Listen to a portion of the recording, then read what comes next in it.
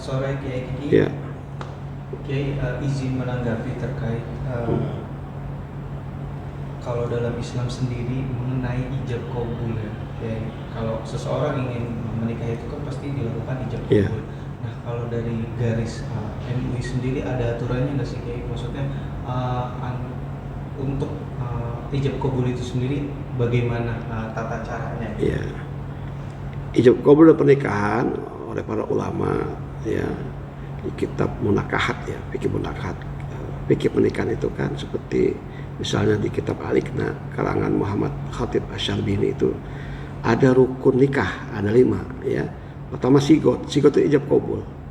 Kemudian ada calon mempelai perempuan istri, dan ada calon mempelai suami atau ya prianya itu. Lalu ada wali yang antara calon mempelai suami ini dengan wali ini keduanya akan melakukan akad. Jadi yang akan melakukan akad ini adalah calon mempelai suami dan wali daripada si perempuan. Nah, itu rukun keempat, dan yang kelima adanya 2 saksi laki-laki. Nah ini rukun. Jadi sigot itu ijab kabul itu di situ letaknya gitu. Jadi ini menjadi penting sigot itu ijab kabul ya, ijab kabul gitu. Nah ini yang harus diperhatikan oleh mereka yang mau menikah gitu. Perhatikan 5 rukun ini gitu. Jangan sampai nggak dipersiapkan. Si ijab kabulnya harus juga dipersiapkan dengan matang gitu, agar nanti jangan sampai salah ngomong itu dalam melakukan ijab kabul. Ya karena menikah itu bukan hanya dimensi ibadah, dia juga ada dimensi muamalahnya. Nah, ijab kabul ini dimensi muamalah ya, karena akan melepas seseorang yang diberikan pada orang lain, maka ada ijab kabul begitu. Kayak kita jual beli kan ada ijab kabul ya. Nah, gitu. Oke, tapi untuk tata caranya sendiri ada nggak sih kayak maksudnya seperti hela nafasnya itu harus sekali atau seperti apa gitu kalau dalam peraturan Islam sendiri yang memang benar? Ya ini untuk ijab kabul ya. Nah, dalam ijab kabul, jadi yang kabul itu kan pihak wali si perempuan ya melakukan sebuah pernyataan kalimat namanya kalimat kabul, saya nikahkan dan kawinkan, dan kalimat ini harus mengandung kata nikah dan kata kawin.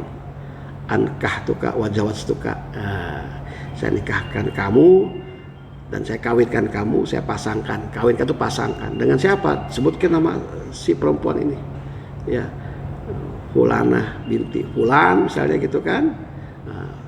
Dengan mas kawin maharnya apa? Sebutkan, dibayar tunai. Jadi kalimatnya harus dia itu jangan menggantung, jangan taklik, jangan menggantung. Dan juga jangan ada menggantung waktunya. Takkid misalnya nikahnya hanya 2 tahun, ada masa waktu itu nggak boleh. Nah itu dalam sigotnya, dalam ucapan ijab kabulnya ya, dia harus jelas itu. Nah menyebutkan, dan ketika si calon mempelai suaminya ini, si pria ini melakukan ijab, nah, jawabannya ya jedahnya itu menurut Imam Nawawi di kitab Majmu' Syarhul Muhazzab itu karya beliau dikatakan itu seperti menahan napas dan menelan ludah. Jadi nggak lama itu menahan napas, menelan ludah itu kan nggak begitu lama. Nah harus segera dilakukan kalimat ijabnya, kalimat jawabannya gitu. Islam gitu. Ya saya udah lihat videonya, itu lebih 2 kali saya lihat videonya, dan saya lihat komen ustadznya itu keliru. Ustadz itu ya saya menganggap keliru ya. Di video itu saya juga lihat ustadz itu mengatakan jedahnya itu 3 detik. Nah dianggap itu menyalahi ketentuan. Nah ustadz itu mengutip dari pendapat Imam Nawawi dari kitab Majmu' Syarhul Muhazzab. Nah, itu ya di kitab itu dijelaskan jedahnya itu seperti orang yang menahan napas dan menelan ludah, tidak menyebut durasi waktu gitu. Dan orang itu kan masing-masing punya faktor yang berbeda ya, kemampuan yang berbeda. ada orang yang bisa menahan napas dan menelan ludah lebih dari 3 detik, ada kan? Di situ kan video cuma 3 detik. Nah, dianggap itu tidak sah karena nggak langsung, ya. Maksim melakukan ijab jawaban terhadap qabulnya wali. Memang sih ketentuannya, ya, ada ya di antara pendapat ulama atau pendapat sebagian ulama itu jangan ada jeda yang lama, langsung aja dalam satu kalimat. Ketika misalnya ya, wali itu menyatakan kalimat qabul, ankah tuka wajawaz tuka, aku nikahkan, aku kawinkan Luna Maya binti ini dengan mas kawin ini, ya, dibayar tunai, harusnya Maksim menyamber, ya, nggak ada jeda tuh dengan ijabnya. Tapi kalau lihat Maksim itu kemudian tidak langsung melakukan kalimat ijab, ada durasi dia tahan untuk tidak melakukan ijab selama 3 detik, itu sah karena waktu menahannya itu cukup untuk menahan napas dan menelan ludah, itu bisa 3 detik. Nah, itu apalagi kalau pendapatnya pakai pendapat di luar Imam Nawawi misalnya, pendapat Dr. Wahbah Zuhaili, seorang pakar fikih, ya, yang kontemporer, yang menyatakan bahwa yang dimaksud jeda yang tidak bisa diterima itu dalam pernikahan itu kalau ada diamnya si calon suami ini mempelai pria ini, itu diamnya tuh terlihat enggan untuk menikah, sehingga jaraknya itu, jedahnya itu membuat si wali bisa membatalkan kalimat qabulnya gitu, untuk membatalkan pernikahan. Jadi ada gestur, ada keinginan, diamnya itu ada keinginan dari si calon mempelai pria untuk tidak menikah, enggan untuk menikah. Nah, itu yang dimaksud dengan ijab qabul yang bisa membatalkan. Jedahnya seperti itu. Kan beda kan? Ya, itu fikih gitu. Jangan kemudian dianggap satu fikih aja, pakailah fikih yang lain itu. Apalagi yang Ustadz batalkan itu tafsir dia, padahal di kitabnya Imam Nawawi nggak ada disebut durasi waktu 3 detik, tuh nggak ada gitu.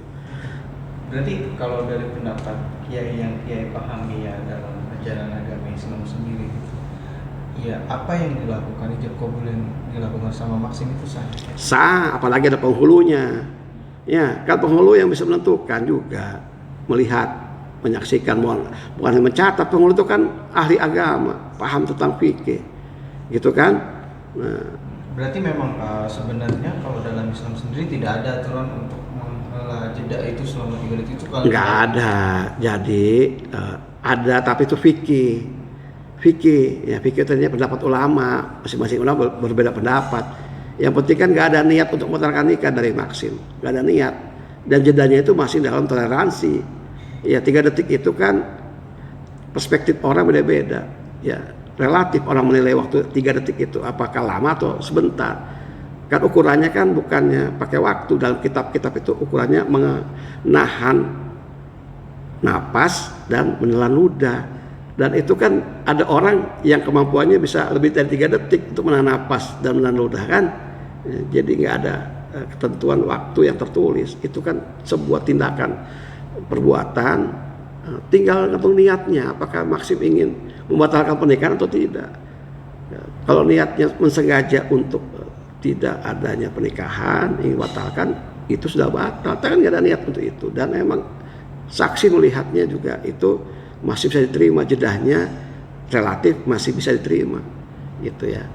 Kemudian penghulu juga itu menentukan, bisa juga penghulu mengatakan ini nggak sah karena ijab qabulnya perlu diulang. Oh, itu bisa ya? Bisa. Penghulu juga bisa. Penghulu punya peran juga di situ. Penghulu punya peran di situ gitu. Gitu. Dan penghulu juga itu menyatakan bahwa itu pernikahannya sah, berarti sah. Sah. Jadi bukan saya Maksim, ya. Kalau itu salah, tapi nggak salah kita melihat sebagai orang yang diminta pendapat, dan saya tahu tentang bagaimana fikih munakahat karena saya kuliah 5 tahun tentang itu. Saya sarjana nikah, talak, cerai rujuk. S1 saya spesialis di situ. Jadi ya bisa punya pemahaman yang berbeda dengan ustadz itu tadi yang membatalkan. Tapi kan ustadz tersebut mengatakan bahwa suruh menyarankan untuk ijab kabul kembali gitu tanpa ini itu gimana tuh? Ya nggak usah lah, ya sudah, karena sudah cukup. Di situ ada wakil negara, wakil pemerintah, yaitu penghulu. Penghulunya adalah bukan hanya sekedar mencatat, juga bagian daripada menyaksikan pernikahan, dan yang kemudian yang memberikan buku nikah gitu ya, diberikan kepada si mempelai laki-laki dan perempuan ini sebagai pernikahan yang sah. Lalu apa masalahnya? Ya gitu. Oke, saya bertanya lagi terkait tadi kan beliau menyinggung terkait saksi juga, saksi yang hadir itu yang di sebelahnya itu katanya apa namanya, dia menyebut bahwa harusnya itu orang yang paham gitu. Nah itu kalau dari Kiai sendiri pemahamannya itu seperti apa tuh, yang saksi-saksi yang dari pas pada saat ijab kabul sendiri gitu, harus orang dari keluarga atau dari ahli agama atau seperti apa? Ya sebaiknya saksi memang yang ahli agama, ngerti tentang fikih munakahat, fikih pernikahan seharusnya, tapi nggak harus juga. Selama di situ ada penghulu, ya, yang kemudian juga bisa menjadi bagian pada saksi itu, gitu. Ya, sebagai saksi ahli ya, yang mengetahui fikihnya dan bisa menyatakan ini diulang kan bisa. Itu kalau memang itu tidak memenuhi syarat dalam fikih munakahat, gitu. Kan itu idealnya, tapi apakah nggak boleh orang awam misalnya, jika secara syarat diterima, misalnya dia laki-laki dewasa, muslim, berakal, bukan orang gila, sehat jasmani rohani, ya, rohaninya lah utamanya, rohaninya sehat, ya itu sah menjadi saksi gitu. Ya. Berarti memang ya tidak ada aturan untuk itu ya, intinya ya syarat-syarat yang dari Kiai itu memenuhi gitu ya, yang maksudnya di beliau itu sudah cukup dewasa, terus ya, muslim dewasa, berakal sehat, tidak dalam kondisi sakit jiwa, gitu ya, mentalnya bagus. Terakhir Kiai mungkin ada pesan nggak sih untuk ya antara ada polemik hal tersebut gitu di ijab kabul yang namanya, maksud mungkin dari Kiai sendiri mau menambahkan statement? Saya rasa nggak ada polemik, kita bersyukur adanya pernikahan, kan cara yang beradab bagi manusia untuk melakukan perkawinan ya, masukkan hubungan antara dua lawan jenis, itu cara yang beradab yang Allah ridhoi ya. Syariat adalah pernikahan dan itu ibadah, nikah itu ibadah gitu. Nah ibadah ini harus kita kemudian hormati. Ketika orang melakukan ibadah, justru yang kita masalahkan mereka-mereka yang belum menikah gitu, yang enggan menikah juga kita persalahkan. Itu yang dipermasalahkan. Ya, orang mau nikah kan bagus. Orang menikah itu kan menghalalkan apa yang Allah haramkan sebelumnya. Ya.